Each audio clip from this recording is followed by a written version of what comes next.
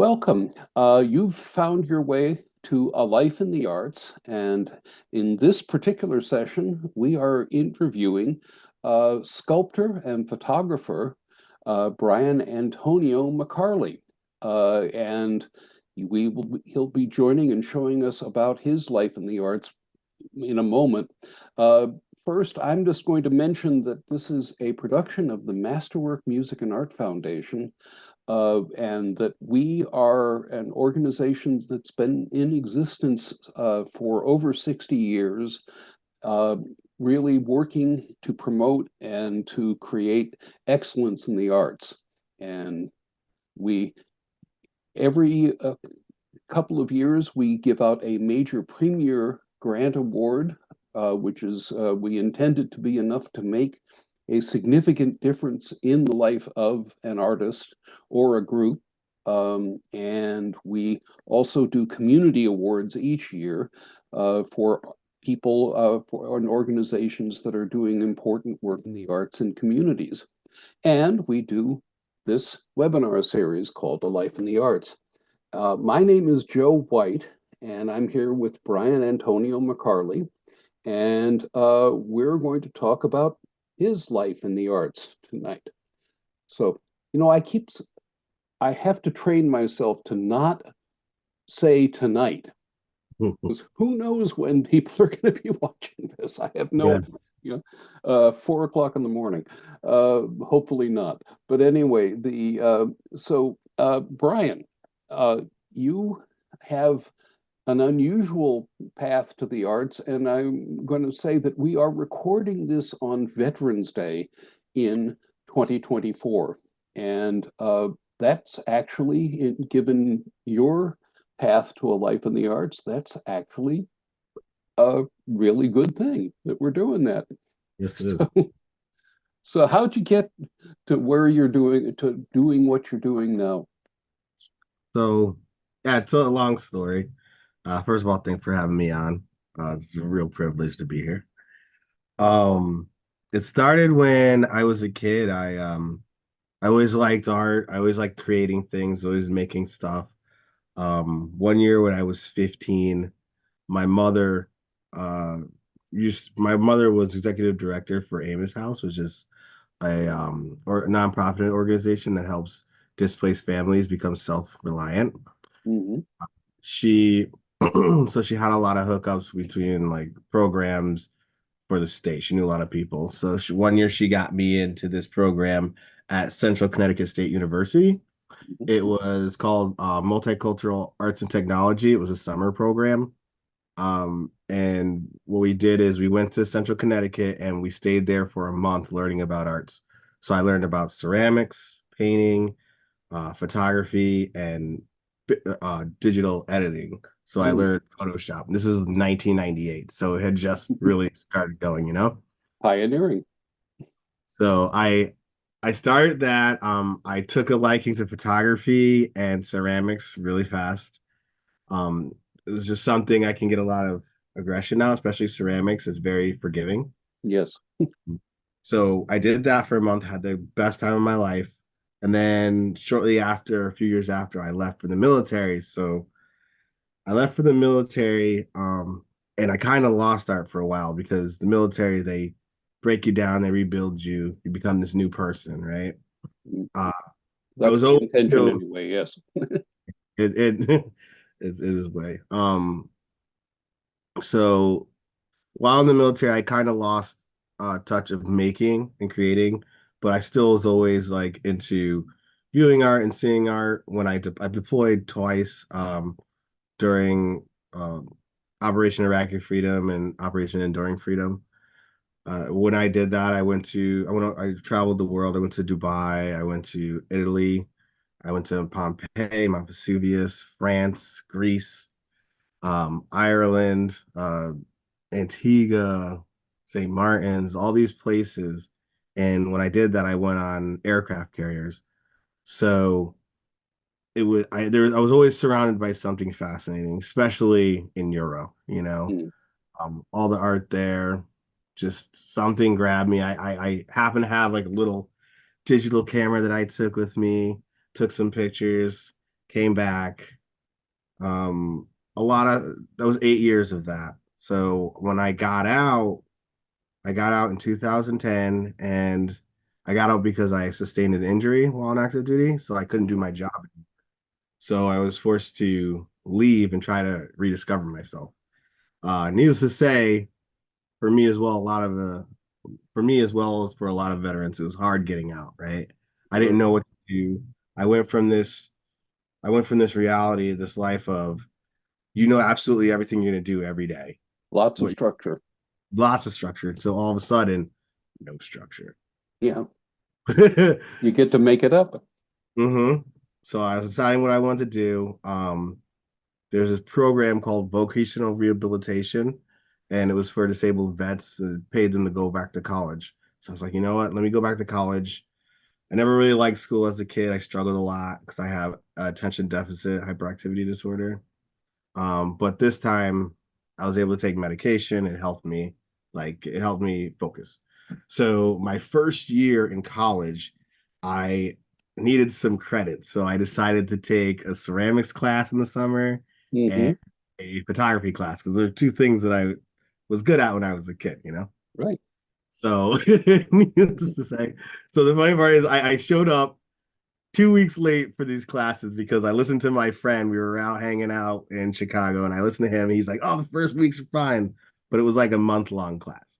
I Mm. get there, and the ceramics teacher's like, "What are you doing here? The class is halfway done." And I'm like, "Well, how about this? I make a deal. If I can make more work than everybody else, you let me stay." So he's like, "All right, I'll make that deal." So I made it. I jumped right into ceramics, picked up where I left off when I was 15, made Mm. tons of things, made so much stuff. The ceramics professor was amazing. He ended up becoming a mentor of mine along the Mm. way. He was Jörg Lansrein, and he worked for Tiffany's for 18 years, worked for the New York Ballet under Igor Stravinsky. He's very well traveled, very good artist. So after that class was over, I asked him if I could help him out if he needs anything. There's a lot to go in prepping ceramics. Mm. So he was getting kind of older. He's in his late 70s at this point. So I just volunteered a lot of time, hung out with him, created a lot, learned a lot about ceramics, learned a lot about art. I was also going through at this time I was also going through a lot of mental issues because of the change in structure. I didn't Oh, really, yeah. yeah, It's not it's not an easy life change. no, it is not. It is not. It's No. like 8 years of your life living a certain way, and then you've got to completely change, right? Right. I found, excuse me, through art, I found through art and therapy Hmm. that I can use art as a coping skill. So there's a Mm. lot of times where I wasn't sleeping at night or I had these intrusive thoughts. So what I would do is just start making stuff whenever these thoughts came into my head. I didn't want them there. So the one thing that I knew that would take all of my concentration so that I couldn't think about anything else was art. Right. So Yeah. I would be up all night just making things, Hmm. making ceramics, making sculpture, editing photographs. Um, so after doing that for a few years, I started getting into art shows. The first art show I was in was actually at the ceramic studio at Hmm. WestCon, and it was to raise money for the ceramic studio. So I got into that. I put some artwork in that, and people really liked it. So I started putting photographs in shows, getting myself in shows around campus. One thing I always tell kids or young adults is when they go to college to join clubs Mm. because through the clubs I got to go to places like Dallas, DC, Boston, and they were all places where I could take my camera and continue to do art. Yeah. So I used a lot of the work. I made a lot of work going on those trips. So I took a lot of photographs and used those in the shows. Yeah. Um, Well, and you could argue that the people you meet in college are every bit as important as what's in the classes. oh, Absolutely. One thing Yeah, I've learned about art is it's who you know. It's a lot of who you know because sure. it opens doors for you. I through Yes. college, yeah, I met I met people that did video. I did people that have I know a lot of my professors were working artists who had stuff in the Mm, Guggenheim and in the Met and just all over the place. And I was like, if I don't take advantage of this experience, what am I doing? Right. right. So I started taking these art classes. I'm doing pretty good at them. My major was justice and law administration. I along the way I realized that this was helping me. This is really helping me. It was helping me get through college. I was getting Hmm. D's every semester, and I was like, man, I was in the field of justice and law because I wanted to help change things, the way laws are written, the way people serve time, the way what I found out is there used to be programs in prison that helped people use art as a coping skill, and they also were able to use it to make money when they got out. There were other programs as well, but through different laws that were passed, a lot of that stuff was stopped. Well, it all costs money.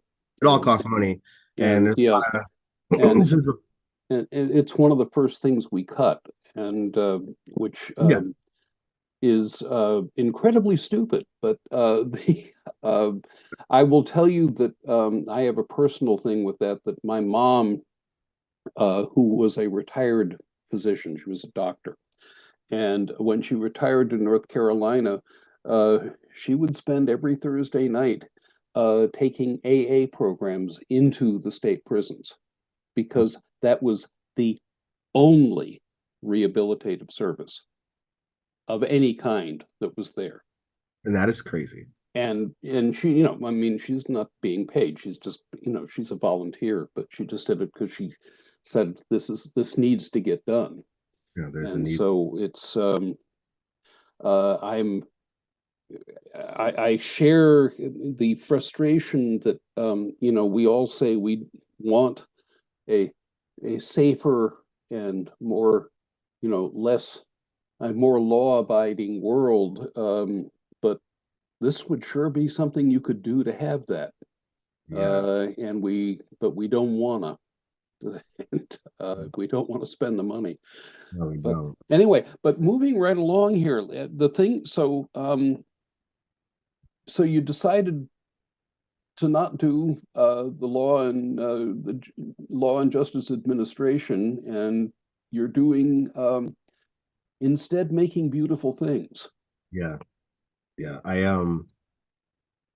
I realized that the way to help people was to get them when they were younger, to start before they ended up in prison. Oh, well, sure. Yeah. I was, it's an interesting story. I was attempting to take up smoking, which is the dumbest thing I feel like the dumbest thing I ever did. But I would it also, recommend against that. Yes.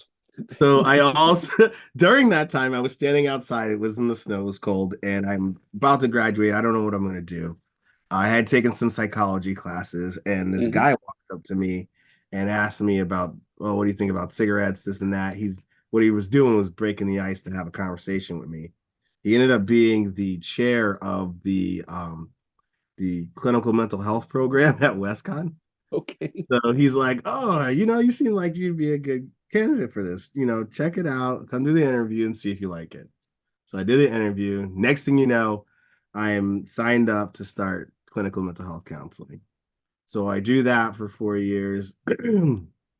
I ended up I did all the clinical mental health side, and I switched over to school counseling because I want to work with children. So I I was going to say, did both tracks. start early. So I ended up getting my master's degree in clinical mental health counseling, and I started using my the artwork as a coping skill for kids, teaching kids to use art as a coping skill, Mm, which started to work out really well. And I ended up spending 8 years working at Upward Bound program at mhm. Westcon. I don't know if you know what that is. Yes, I do. And Uh, if the folk listening to us don't know, it's a program. Well, at least the pieces that I've seen of it and the things I've been invited to go on, I've never done it. Was it's actually going out into the wilderness and being in a position where you've got to be self-reliant and you've got to rely on each other. Yes, yes. Profound That's life part of lessons. it. That's a part of it. A lot of it's scholastic. We Yeah. would bring the kids to Broadway. We bring them Mm, to visit colleges and stuff. And for a long time, the rite of passage for the 10th grades to go into 11th grade was they hiked the Appalachian Trail, and it was a big portion of the Appalachian. mm, yeah. To see the best part about that was seeing the kids leave and Yep. seeing the It's complete change in them. It they are was different. They are not the same. they are not the same. Yeah. So yeah, I was successful in that.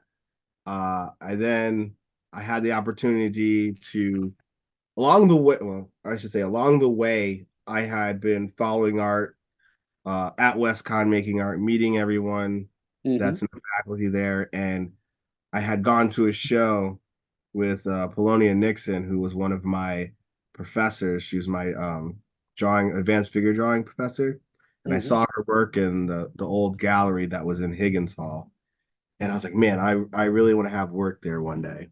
Mm. So I after the fine arts, after I was finishing the counseling, I was very deep in the art at this point. And I was like, you know what? They just built a new art building at WestCon, so I applied Hmm. and I got in, and it was it was amazing because I never had the opportunity to just go to school and make art, and that was like the one thing I had to do, make art and grow, right? So I started with that through that I had some really good teachers there, and I was able to connect a lot of my work. So I started with ceramics and photography, and every year I would learn something new.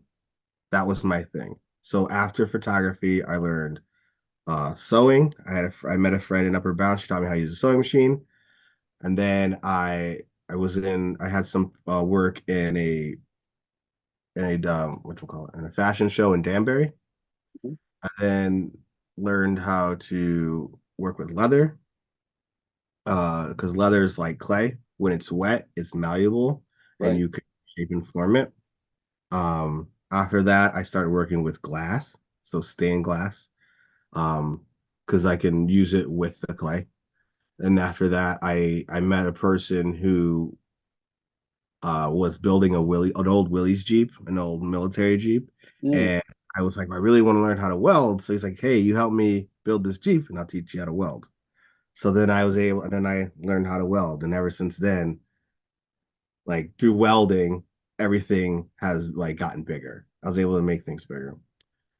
Well, I was going to Pretty say, bad time. yeah. Hmm? So, and well, along the way, you picked up a master's, an MFA degree. Mhm. Um, but I was thinking it's about time we get to show some people, show the folks some of what you do. Oh, And absolutely. so, and the previous interview that I did, we had so much difficulty with sharing screen. I have my fingers crossed that it will go more smoothly this time. Yeah, I think it I will. think we got it. Hopefully. We'll see. All right, so should I go ahead and share it? Yes, please.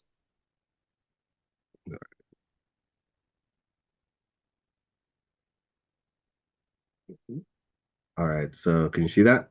Yes, we can see that. This was a one of my photographs, one of my favorite photographs that I made. I have a friend who was in a hospital up in Massachusetts. I don't know if you've ever seen that movie Girl Interrupted with I have not. it's with Winona Ryder and what's her name? Hmm. I can't remember her name. It's a Oh, bunch of people, Brittany yeah. Murphy's, and they're in a hospital for certain mental disorders, and all the hospitals were connected at the bottom by these tunnels. Mm. This first picture piece right here is the part of the tunnel, and this piece I added in, and this is from a place in off the coast of North Carolina called Bald Head Island. So she spent quite a bit of time in there, and then after she got out of that hospital, we went to Bald Head Island, and this is a photograph that I made for her, and it's one of my favorites. I Mm. love black and white. It's just creates such a awesome mood sometimes. Well, I was going to say that it's emerging Mhm. out of uh, the very human built environment out into the world beyond it. That's Yeah. that's lovely. Let's see another. All right, let's see. Go through. This is another one of my favorites. There we go. Oh my. Yeah, this is Uh-huh. this was a it's one of the old abandoned lumber yards in Newtown. Right. And what I did when I first really got into photography again, I made a lot of these three-dimensional. So I would take a photograph, put it on foam board, take the same photograph, then cut it out and make it protrude Mm. out of, so it really had depth. I can't show you that on here, obviously, Well, but the some of the cityscape pictures that I see on your website, mhm. you almost can get you get the feeling that there is something like that. So, but this is well, this is a combination of industrial and less industrial art, and then you assembling it and just deciding which piece to select. So, yeah. So yeah, this is such an experience at this place too. It was so gigantic. Mm, You lost there for days. I love playing with color in the absence of color. I love tones. A lot of people will hmm. tell you to use like a lot of blacks and browns and yellows, things like that. I think it So, shows. so did this begin as a black and white photograph? No, this was a color photograph. It was all Oh, color. okay. And so you reduce the color And I selectively. took certain color out completely Mm, yeah, out of the whole photograph. So it was a lot of like uh grasping certain angles and certain parts and making sure that the color didn't go away from there. right. Um, so we go to another Let's one. try another one. Okay, so when I did ceramics, one of the first things I started making were masks. So I Yeah. probably 250 masks, and it was always about the different person we are. Like when I was in the military, I was one way. When I was a counselor, I'm another way. When I'm a counselor to children, I have to put on this mask and pretend to be somebody else, you know? Mm, Uh, that's always something that stuck with me. My masks are they're inspired by German masks, African masks, and just things that I've experienced in my life, especially like nature. I'm mm, always out in nature. I love it. So you'll get a lot of elements of that in there. So these masks are about 2.5 feet tall, so 10 inches wide, yeah. person scale. Yeah. Yeah.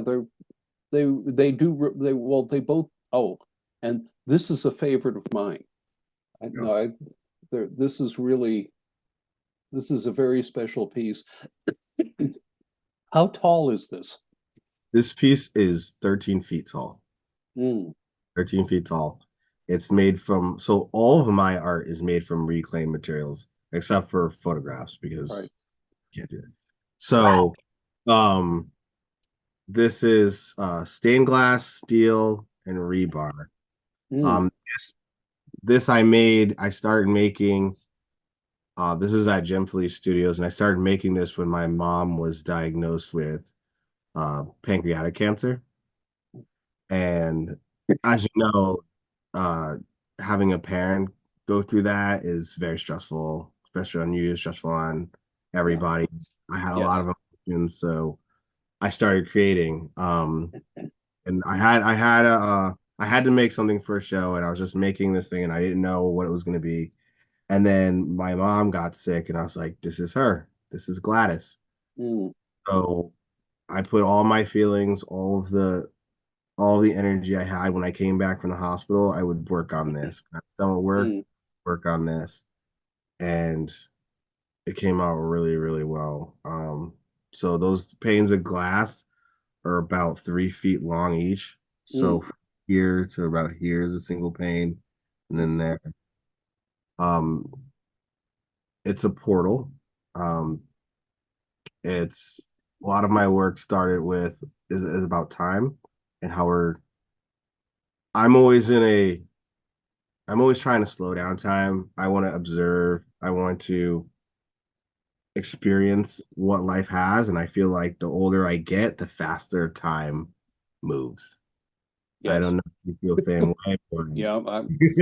Well, but I'm significantly older than you, and it that only gets worse. yeah. Oh, I bet. I bet. I'm 41 now, and I'm like, geez. The other day I realized I was out of the military for 14 years, and I'm just like, where has the time gone? Yeah. Well, I'm 77, so I like I said, it doesn't get better. Uh, All let's see another. right. Okay, so this is another mask. I Mm, actually this is ceramic. yeah. I was Jurg had asked me. I was trying to figure out what I wanted to where I wanted to go, and he said, open some of these books that he had gotten and take a look at these masks and maybe recreate one. So this is one that I recreated. Mm. It's a German style mask, and it's probably about 20 inches long. I was going to say because yeah, there is a in the previous masks also there is the African feel, Mhm. but also they're like armor. Yeah, They're like, if you go to the Metropolitan Museum in the Hall of Armor, you know, you could see that note in them as well. Let's see another. yeah. Oh, my other computer just turned off, so my lights went away. So these are Mm, two together. So the one in the front is one that I made after I made the first Gladys one. This one was made commissioned by Amos House. mm, They, they saw my work in 068 magazine, and they were trying to make something for do a memorial for my mom. mm, And one of the board members saw my work and was like, "Hey, can you make us a sculpture?" And I was like, "Absolutely, I would love to." So this is made from reclaimed copper, steel, and granite. mm, So when I was in grad school, undergrad and grad school, uh, I worked as a contractor with well, I was a day laborer, but my brother-in-law is a contractor. So I spent 10, 12 years learning how to, put up fences, do restorations, do remodeling. So that's where I get a lot of these materials. mm. And I last year I took up smelting, and Dee Dee, I don't know, Dee Dee Perron from RPAC, she Right, gave me these huge sheets of copper, and I melted them down and made the vines for this. So it's vines growing up around the portal, and right. Hmm? And Yeah, yes. what you don't see are their lilac vines. I made lilacs don't grow on vines, but in this in my world they do. So what you don't Okay. see are the stained glass flowers that I made for this piece. Mm, They were inside in this photograph. I didn't put them in, but this one will be a permanent installation at Amos House. It goes in 2 weeks that it gets installed. wonderful. I love that sculpture. Well, let's move on. Let's see another. This is one that I had at Washington Depot. I'm a member Hmm. there. This wood I found, me and my girlfriend. We like to go on these adventures up to northern Connecticut, drive around, see if we can find any useful things, and just, enjoy the country. Connecticut's so beautiful. Mm, And we were up at Great Falls. Do you know where Great Falls is? yes. In Cape. So we hiked up to the waterfall, and I always have my chainsaw in the truck, which this was 10 and a half feet long, this piece. So I cut the branch down, and we had to get up beside the mountain. My girlfriend was like, I got this. So she bends over, throws it on her shoulder. I throw the front on my shoulder, and we just hiked up the side of the Mm, water. And we brought that home. I cut it. It was perfectly 5.5 feet about. So you mhm, can sit on either side. It's got it's held down by old railroad spikes that we found mhm, in the old train tracks that are all dilapidated. So that one I actually just sold not too while ago, but it's mhm. one of my favorites. And I see Uh, some masks in the mhm. background there. being made right there. Yeah. Yeah, so the masks are made out of reclaimed oil tanks from your house. So a lot of Okay. people are upgrading and they're not using the big round ones anymore. So people are just throwing them away, and that's Yeah. a lot, Well. a lot of steel. Yep. So I take them apart, clean them up, and then I repurpose them for the next. Well, let's see. This one was called Something's Broken, and it was a piece I did for a show for the Western Cultural Alliance. It was in the mall, and what I've noticed in the last few years of being a school counselor is that there's the system is broken. So, excuse me, coming back from COVID, all these kids that were out of school for a few years and came back from COVID and don't know how to function in a school setting. This is Right. my attempt to understand that. And They're not unlike Amazon workers who are facing that challenge right now, oh, absolutely. as we all did.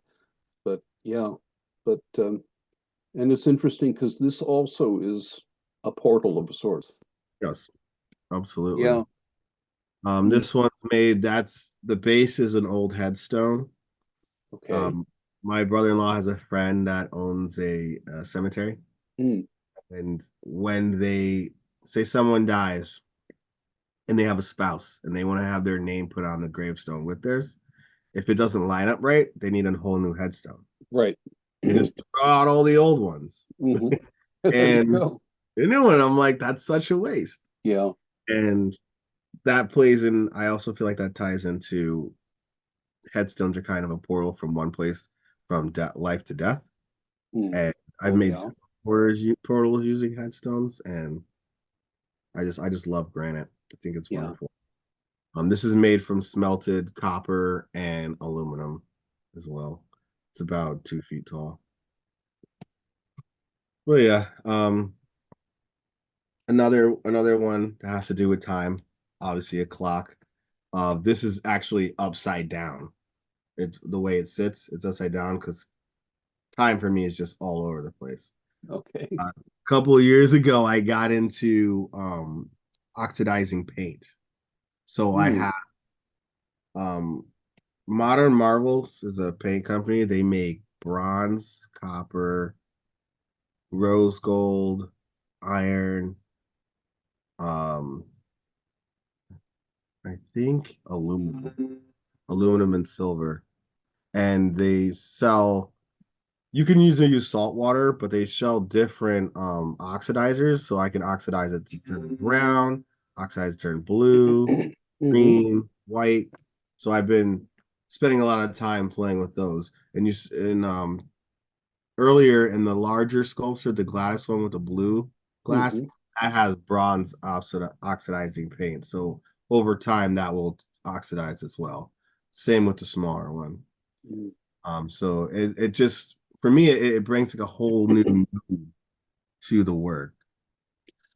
We So had one of our previous conversations. This is about a year and a half, 2 years ago. Was with and I will get her name wrong. But at any rate, no, but Lisa was her first name. Lisa Skip. But she is of Hispanic descent. Her husband is Native American. And but she uh, deliberately, she creates things that have typical Mexican imagery, but it's deliberately made with things that will change and that won't look the same 5 years from now. Oh, and absolutely. it's just really, really interesting stuff. Anyway, no, this is a beautiful clock, Thank and except it's upside down. you. Yeah. No, um, yeah, I I got so caught up in this things that are forever changing. Time is always yeah, going. Everything changes. Like this yeah, clock's continue to oxidize over time. It looks right, completely different now than what it did in this photograph. right. Oh, This is one of the aprons that I made uh for the fashion show for Danbury hmm. Fashion Week. I don't know why they haven't done any more of these. I had a lot of fun making these. And these were made from what happened is a lot of the designers we were allowed to go to Savers and Brookfield and just get a cart full of materials. Okay. I filled up my cart with leather and I went home and I made aprons out of them. So these are all old coats and old purses and stuff like that. I also Yeah, use but I'd be afraid to use that in work because it's really too beautiful as a thing. yeah. Yeah. Yeah. I ended up selling this one. I have Okay. another one that's all leather that I use, and I was just like every time I weld and something happens, I'm like, no, I can't believe I'm using this.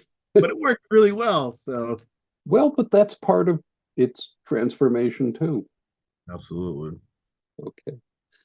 Well, listen. I think I have Okay. Oh, two well, more. no, there's no that. Yeah, that's We okay. skipped the other one. This is the first portal of this size that I made.